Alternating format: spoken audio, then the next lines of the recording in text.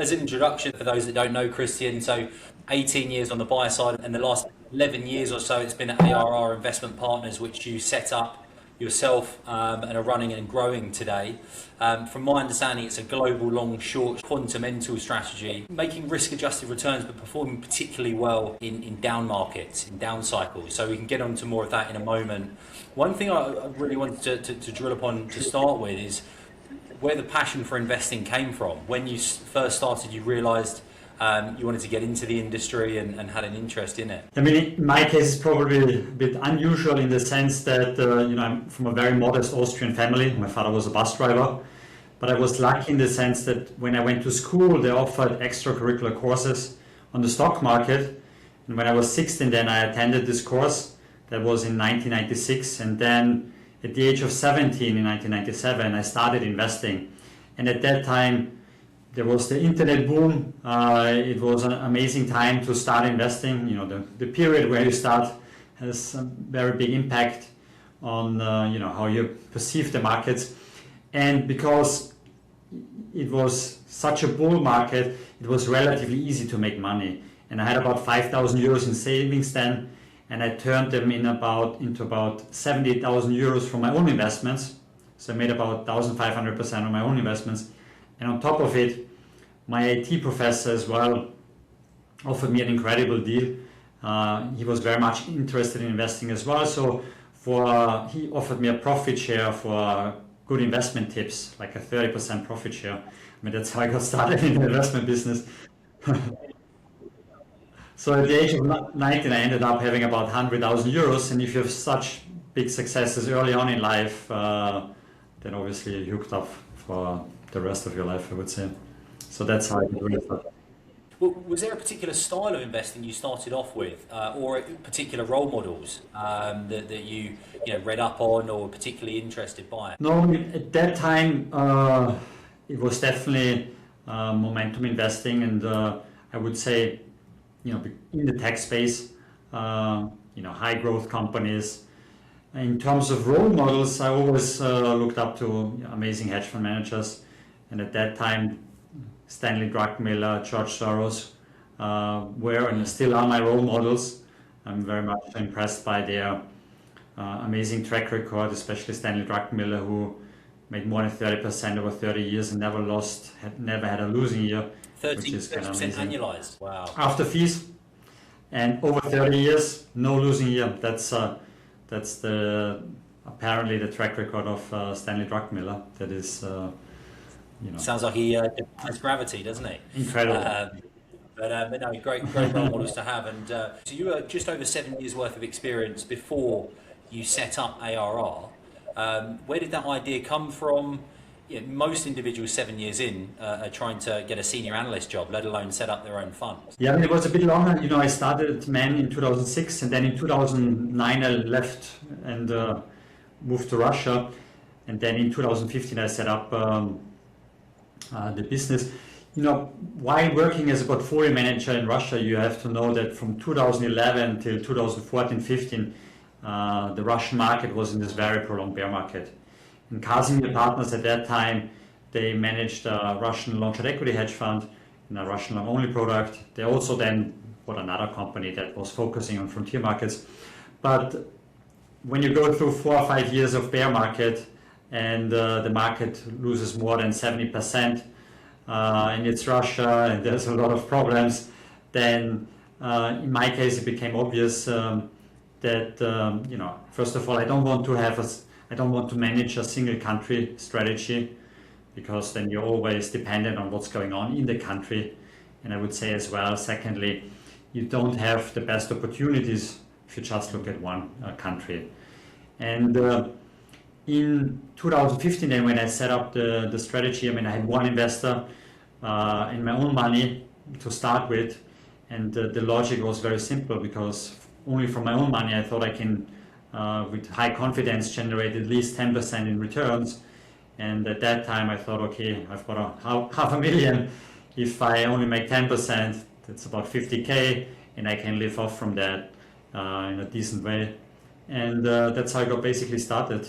I assume that it's not just been one smooth process from start out to straight up to the right. So, talk me through some of the challenges. Have you ever had a situation where you nearly had to shut down the fund, or have there been any really, really hard times?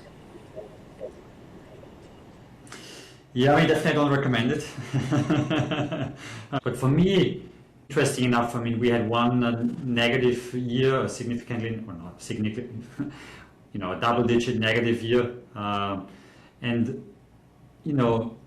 we lost obviously money from bad performance, but also we lost some investors. And but for me, I kind of never had, I never thought I will give up, and rationally it didn't make too much sense at that time to continue. That's what a lot of people would say. But if we were to introduce ARR yourself, how do you think about stocks? In investing, it's all about optimizing hit ratio and risk reward. So how often are you right, how often are you wrong, how much money do you make when you're right, and how much money do you lose when you're wrong, right? Warren Buffett, George Soros, it's all about optimizing those two ratios. Everyone does it differently. In our case, we have certain constraints, right? Small team, we don't have, the best information systems, we don't have any, expert networks and so forth. So what we decided is, hey, we have a lot of constraints. How can we nevertheless outperform many of the other bigger funds? And we decided for us that what we want to focus on are the best opportunities in terms of extremes. Because if you're in extreme areas of the market, with extreme I mean either extremely high growth rates or extremely negative growth rates, or extremely high valuations or extremely low valuations, in those extreme areas, when you're right, you tend to make a lot of money, first. Secondly, often those situations are relatively easy to assess, so you don't have to be, a genius or an expert in everything. And an easy example is the oil price. In 2020, the oil price went negative, and at that time we bought, for example, quite some oil companies, because we knew the worst is priced in. You don't have to be an oil expert to understand that this is not sustainable. And if you're right, then there's a high chance that the oil price doesn't go from negative and just to $1, $2 and stays there, but then increases further, and you can really make a lot of money, right? So for that reason, we decided we want to focus on extremes, because there, when we're right, we can make a lot of money. And so the big question is not obviously, hey, the oil price was negative, that's one extreme, but that doesn't happen too often, that's true. But on a global scale, there's so many different countries, so many different sectors, you see over and over extreme opportunities.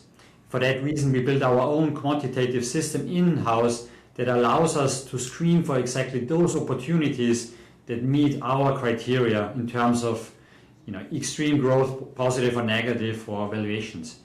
And so that's how we invest. We focus on those extremes, we screen for them. Then in the second step, we do our fundamental homework. We analyze companies from a qualitative point of view, where we want to make sure we don't overlook any red flags. We understand the underlying business drivers. And then in the third step, right, in this second step, right, qualitative homework is basically you want to improve your hit ratio. I mean, in our case, we are right about 50 to 55% of the time. If you manage to increase that over time to, let's say, 60%, right, I will be very happy. And then in the last step, what we want to do is, we want to make sure that if you're wrong, we don't lose much money. And what we do for that as well, we look at technicals. In simple terms, we want to make sure when we buy a stock, we want to make sure we don't buy them when they're overbought and there might be some short-term volatility, and for that reason we get stopped out.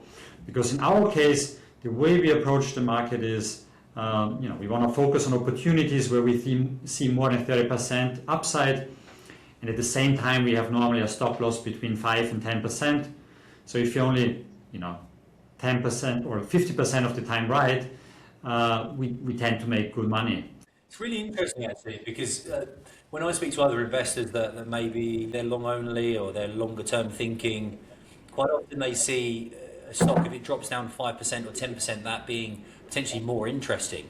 If something structural hasn't changed with the investment idea, they could maybe buy more of it and increase their returns over time. But it sounds to me that that's the opposite to what you do. Yeah, I mean, for you know, for very for good reasons, are we different in that regard? One is because of my experience in Russia. In when you when you have managed a Russian long-short equity portfolio, and you think, for example, in 2022 after the war started, and Sberbank, a great business, is down 10%, and you think, hey, now, and I know people that after the war started, they started increasing their positions into Russian stocks, and obviously they lost everything, right? From my experience there, I know this can be extremely dangerous. The reality is, in most of the time, it works, and for that reason, a lot of those people are conditioned that way. But there are then those years as well in developed markets. It doesn't happen that often, maybe once every 10, 20 years, when it doesn't matter either. In a year like 2008, I mean, you have great businesses like Apple. Nevertheless, they didn't just fall by 10%. I mean, the revenues were going up, earnings were going up, but they also crashed, I think, by more than 60%. And given that we run a hedge fund and we want to have low, volatility, downside volatility, this approach that other investors have, I mean, it works well if you're a long-only fund, but if you run a hedge fund mandate, and you want to make sure, and especially in our case, we want to make sure we make money when markets crash, it's not appropriate. In our case, it really means we have to make sure that from an entry point, from a setup, it's very good. And no doubt, often it's quite frustrating. It happens to us as well. We get stopped out, stock bounces back, and so forth. It can be very frustrating. How do you think about the number of longs, number of shorts, and also kind of turnover of the portfolio? Yeah, I mean, we have normally between 20 to 40 positions. We have quite some. We are one of the best hedge fund managers on the short side. I think we're one of the rare hedge funds that has a positive contribution from the short book. I think what is quite unusual is that nevertheless we have quite some high net exposure. On average, our net exposure has been more than 60%.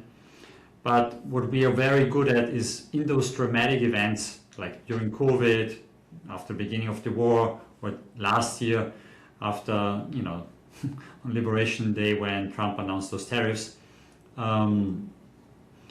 we tend to do really well.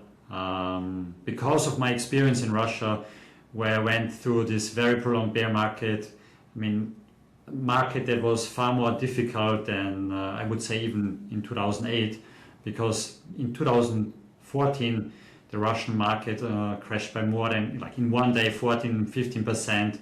The ruble crashed by more 50%. I mean, it was just crazy. And if you go through this environment for 4 or 5 years, then you really learn how to handle those kind of difficult situations. If we go back to, was it April of last year where you had the tariff situation? How do you navigate that market to ensure that you not only don't lose money, but you're actually making money? What are you doing differently? I mean, the way we approach those situations is we have on one hand single stock shorts, but as well when there are dramatic events happening, we use as well futures to hedge our portfolio. And there we always use futures when timing is very crucial. And obviously that is, it's very difficult and most people cannot do it. But the way we approach it is, if there are those dramatic events happening with futures, we reduce our exposure or net exposure very dramatically. And then, when you don't have much market risk anymore, you can, you have a good time now to decide with a much clearer head, hey, where will the world go? How should I change the portfolio composition and so forth? So for us, it's very important with futures, we reduce our risk to the market. And then we take the time to really analyze, hey, what's going on. And I think because we I mean, we are far more nimble than many other funds. We can react well. But also we always prepare, right? A lot of the reality is those big crashes we had, like COVID, the war, tariffs, it's not that those were black swans, right? In COVID, in January already it started in China. The war, weeks before the start of the war, Russia had the military close to the Ukrainian border. Trump was talking about tariffs for I don't know how long. It's not really big surprises in the sense that no one knew about it, right? On the geographical side of things, the sector basis, are you completely flexible there? Yeah, we, in terms of regions, definitely, US, Europe, emerging markets. We mostly, from emerging markets, we invest mostly in companies like that are listed in the US or in the UK, like ADRs, GDRs. And in terms of sectors, we're quite sector agnostic, but we have quite some experience in cyclical sectors like metals and mining, oil and gas, financials, because those are often the areas where you see early warning signals if there's a bigger correction coming. Yeah, and obviously because of my experience in Russia, those are the sectors as well that I analyze there a lot. And but we do everything. We invest in real estate companies as well, tech companies. Sure. Yeah. We avoid biotech because we don't have the expertise there. Talk me through 2022, because that was a year, and correct me if I'm wrong here, but that you made 46.8% absolute return in 2022 relative to the MSCI World, which was down 18%. So you're looking at 60, close to 65% relative outperformance of the index in the world stock market. How did you do that? As I mentioned before, right, you look for those extremes. And always in those kind of markets, like in 2022, when you have those dramatic changes, you see a lot of extremes happening in terms of growth, but also in terms of valuation and so forth. So in our case, we over the whole year we made about 300 different single stock investments, and we made a lot of money both on the long and on the short side, because of the war and given the high inflation then and the increase in interest rates, there were so many opportunities because the moves there were very dramatic. So on one hand, on the long side, after the war started, we were well prepared. I never expected it, but once it happened, we immediately changed completely our portfolio composition. On one hand, we bought several renewable energy companies, several commodity companies. We shorted European banks with exposure to Russia, like Raiffeisen Bank, Société Générale, UniCredit. We bought defense companies in Europe. So that's where, in March 2022, according to Barclay Hedge, this hedge fund database, we had the best performance of all long-short equity hedge funds globally. I wonder how many funds that's out of as well. That's a pretty big record to have. I was surprised at that time that we were, we had the best performance. Obviously I was really happy, but I was surprised that not more people had good performance. Yeah. How do you think about average holding period? We have those different buckets. On the long side, we focus on opportunities where you have extreme valuations, and there it's about the normalization of the valuation, and the holding period there is between 3 to 6 months normally. The second bucket is what we call dynamic profit growth companies with very high growth rates. Other people might call those companies compounders. There, the way we approach it is we might have a big position size if the risk reward is really attractive, and then we over time reduce our position. So but then we might re-enter when a company is again more attractively valued. So on the long side, the holding period is between 3 months to it can be a year or more, but quite trading oriented in the sense that we might trade in and out. And on the short side, the holding period in general is much shorter because we are not one of those high conviction short sellers. The way we operate is we're very much worried of being wrong. We have tight stop losses, and we want to take profits very fast, because often on the short side, stocks crash and then they bounce back and then you almost give up all the profits you made. We want to avoid that. Do you know when to get out? When's the point where you go, actually, we need to realise this now, we've made a good amount of money relative to actually we should hold on to this because it's a structural decliner, and it's got another 30% to go? No, you never know the 100%. Obviously, it's not black and white, but it's more a spectrum where you take different factors into account, from what is the valuation, what are the business prospects, what are the technicals, and based on all those factors, you then decide first of all, how big the position size is, but then as well, how much of the position you want to cover, because what you always also have to keep in mind is, it's rarely that a company just goes down like a straight line. Mostly the way it works, it crashes, bounces back, crashes, bounces back, and we want to avoid those bounces. And then also came across the was it HFM, or With Intelligence, the European Fund Awards you won in 2024 for global strategies under 500 million AUM. What did you do particularly well in 2024, and is that more based off of returns, or are there other metrics? We won it for 2024, but the performance you provide is, I think, from June 2023 till May 2024. So it's over this period of time, and we had very good performance over this period of time. And over that period, it was double-digit, very attractive double-digit returns. What do you define as a good year in 2026? Is it more targeting a certain absolute return, or is it more you want to outperform a particular benchmark? We don't think in terms of outperformance of benchmark, but what we want is to generate attractive returns for investors, double-digit on one hand, and secondly, if markets are crashing, we want to generate positive returns as well. We have those two goals that we want to achieve, then everyone is happy, especially because we are as well part of many bigger portfolios, and they have added us because they know when markets crash, we tend to do really well.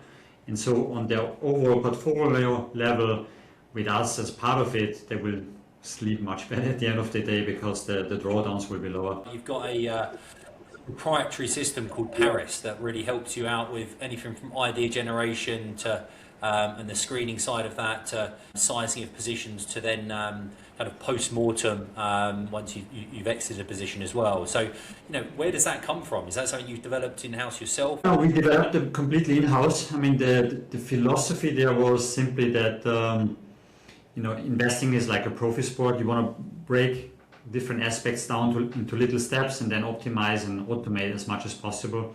And in investing, you have, backtesting, screening, position sizing, risk management, post-trade analysis. All those areas, in order to get better and better over time and to have what is really most important, consistent returns, you want to make sure that you automate as much as possible on one hand. And secondly, you have as well then the data to have the right lessons learned and then improve the process over time. So you've got a quantitative developer in the team as well, and I think that individual is trying to embed or integrate AI into the different parts of the process. So I suppose on that point, where do you find, or where have you incorporated AI into your process? On the research side, it made our life much easier, because before it took us, we have a well documented process for the qualitative analysis, the second step of the investment process, where we look into companies in more detail, where we want to understand the underlying drivers and or see any red flags. And there, before it took us several days to analyze a company, and now with AI, the research process is much faster. We find information much faster than before, so it's super helpful there. And would I be correct in saying you've got 3 people in the investment team right now?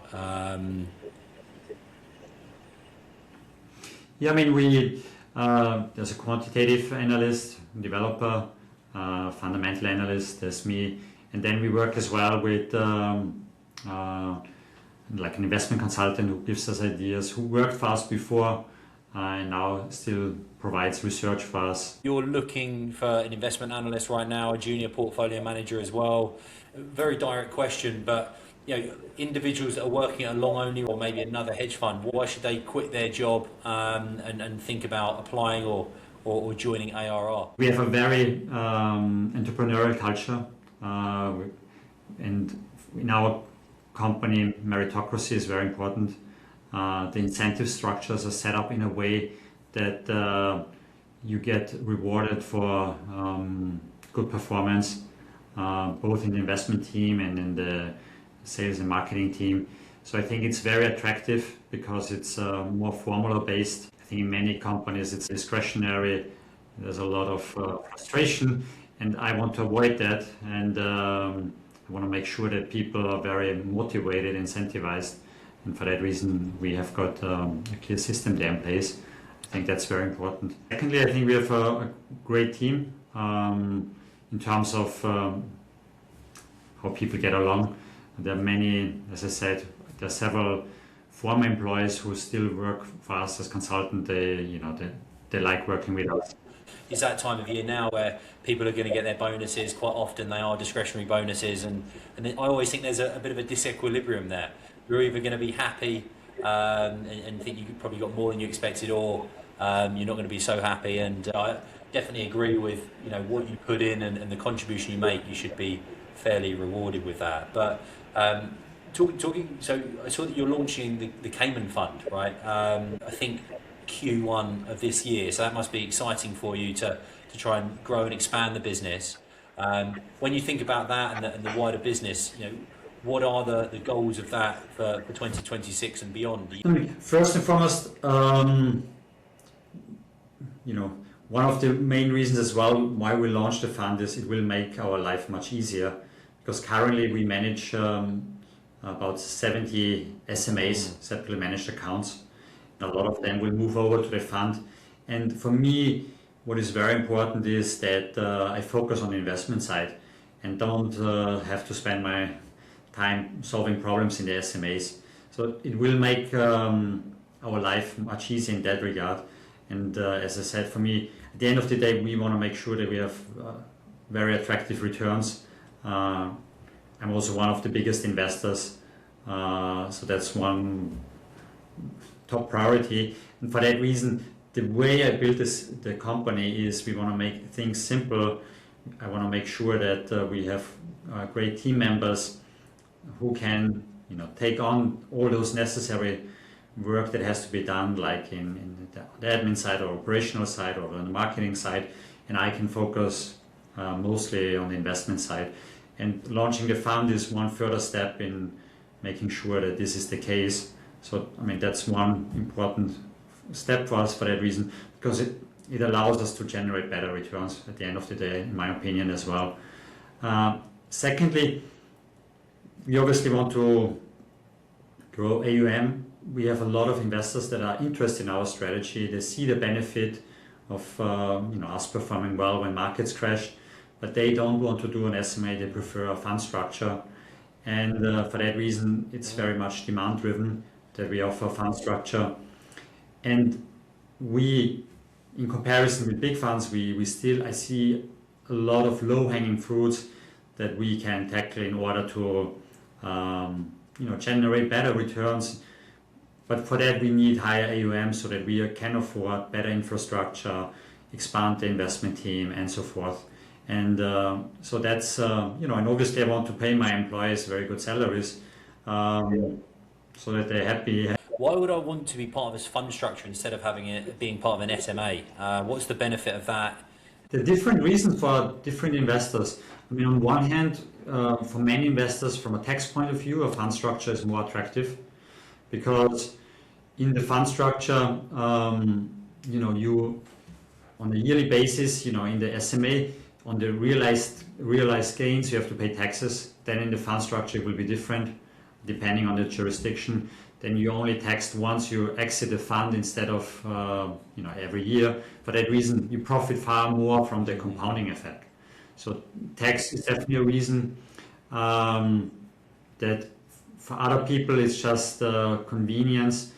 SMA is nice, but if you have, for example, let's say you're a multi-family office and you want to invest in the strategy for different families, then you have to open an SMA for each investor.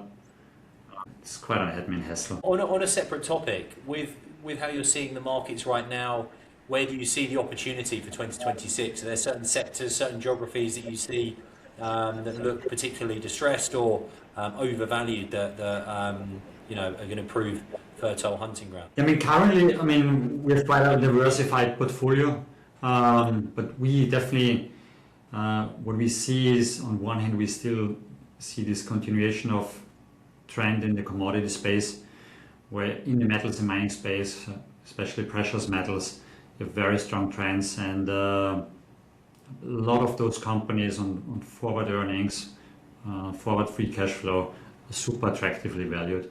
I mentioned we focus on those companies, what we call dynamic profit growth, where you have those explosive growth rates, and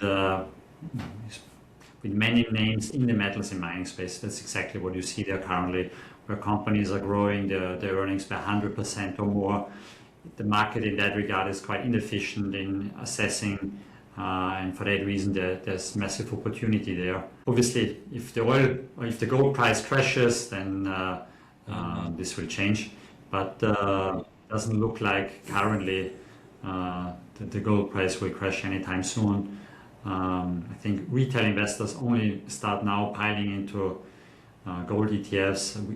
Only since I think the second half of last year we have really inflows in the gold ETF. Before, in regards of gold ETFs, there were outflows, and mostly central banks were buying, and now we see as well people investing in the gold ETFs. So I think this trend will continue, and for that reason gold miners, silver miners, copper miners, PGM miners and so forth will do very well, and there are many opportunities that are super attractively valued. Then there are many other opportunities, but one of the topics we definitely like currently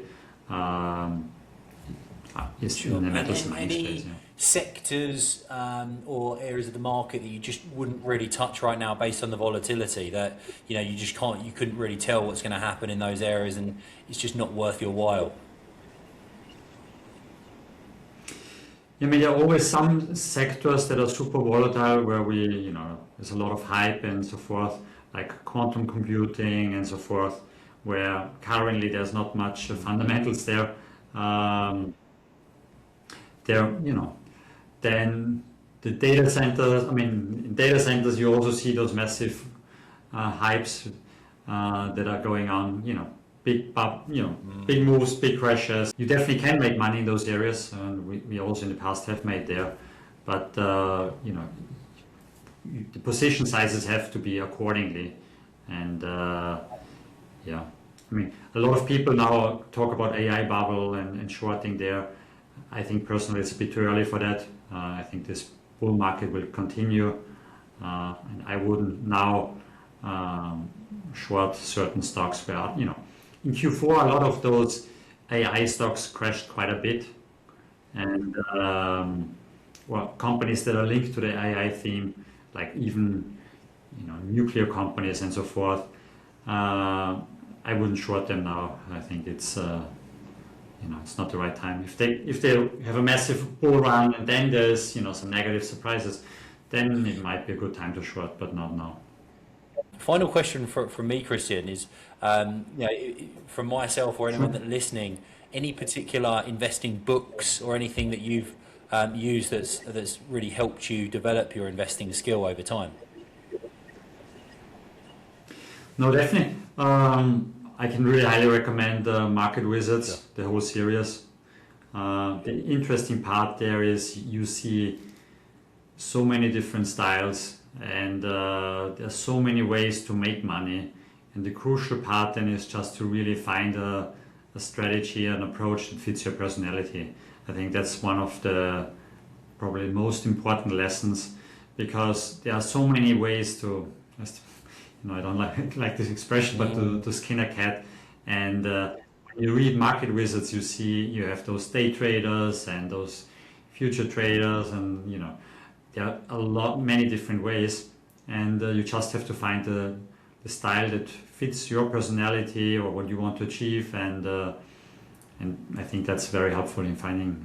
Yeah, it's not your not own the first style. time I've spoken to an individual like yourself that said that in terms of play your own game based on your personality, your characteristics, what you enjoy, as there are many different strategies that all in their own right can perform over long periods of time. So yeah, really appreciate that. And yes, look, Christian, it's been great having you on. Really good to understand your philosophy, the success, also some of the challenges.